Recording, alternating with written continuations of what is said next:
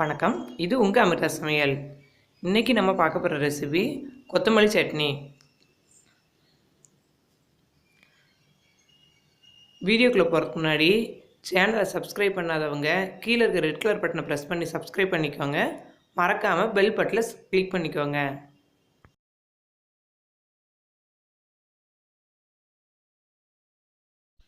கொத்தமல்லி அரைக்கட்டு எடுத்து சுத்தம் பண்ணி வச்சுருக்கேன். கொத்தமல்லியில் அந்த பெரிய தண்டை மட்டும் விட்டுட்டு மிச்சம் எல்லாம் சின்ன சின்ன தண்டுகள்லாம் போட்டுக்கலாம். இலை மட்டும் இருக்கணும்னு அவசியம் இல்லை. அதுக்கப்புறம் 2 ஸ்பூன் கருப்பு தொளி உளுந்து எடுத்திருக்கேன். 1 பிஞ்ச் புளி, தேங்காய் சின்ன சின்ன தேங்காய் பல் எடுத்தது, அதுக்கப்புறம் உப்பு, 3 வத்தல் எடுத்திருக்கேன். நீங்கள் வத்தல் வேணால் கொஞ்சம் அதிகமாக எடுத்துக்கோங்க. வாணலி அடுப்பில் வச்சு முதல்ல கொஞ்சம் எண்ணெய் ஊற்றிக்கணும்.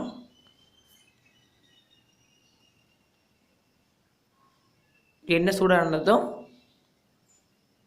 எடுத்து வச்சுருக்க தொளி உளுந்த பருப்பை போடணும்.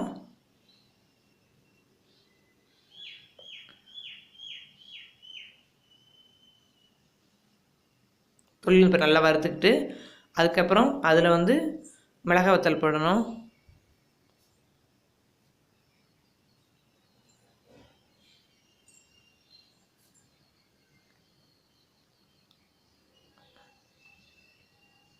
அதுக்கப்புறம் தேங்காய் போட்டு தேங்காய் லேசாக சேர்த்து தேங்காய் புளி எல்லாம் போட்டு நல்லா வறுத்துக்கணும்.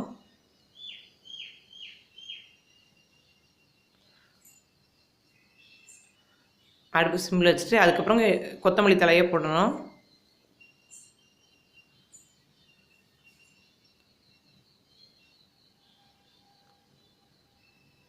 போட்டு நல்லா வணக்கிக்கணும்.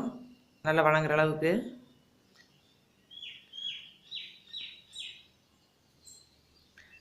அந்த க்ரீன் கலர் கொஞ்சம் இருக்கிற அளவுக்கு இருக்கட்டும். க்ரீன் கலர் ரொம்ப போயிடக்கூடாது. அப்புறம் சட்னி கலரும் க்ரீனஸ் இல்லாமல் போயிடும், டேஸ்ட்டும் மாறிடும். அதனால் கொஞ்சம் க்ரீன் கலர் இருக்கையிலேயே நம்ம அடுப்பு ஆஃப் பண்ணிடலாம்.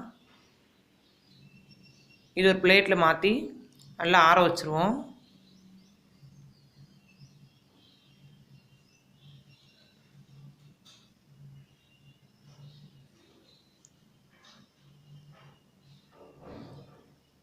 ஒரு 5 நிமிஷம் ஆறட்டும். ஆறுனதுக்கப்புறம் மிக்ஸி ஜாரில் போட்டு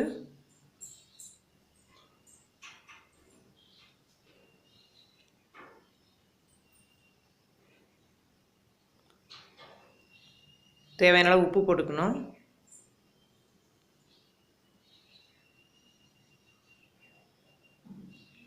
அரைச்சிக்கலாம்.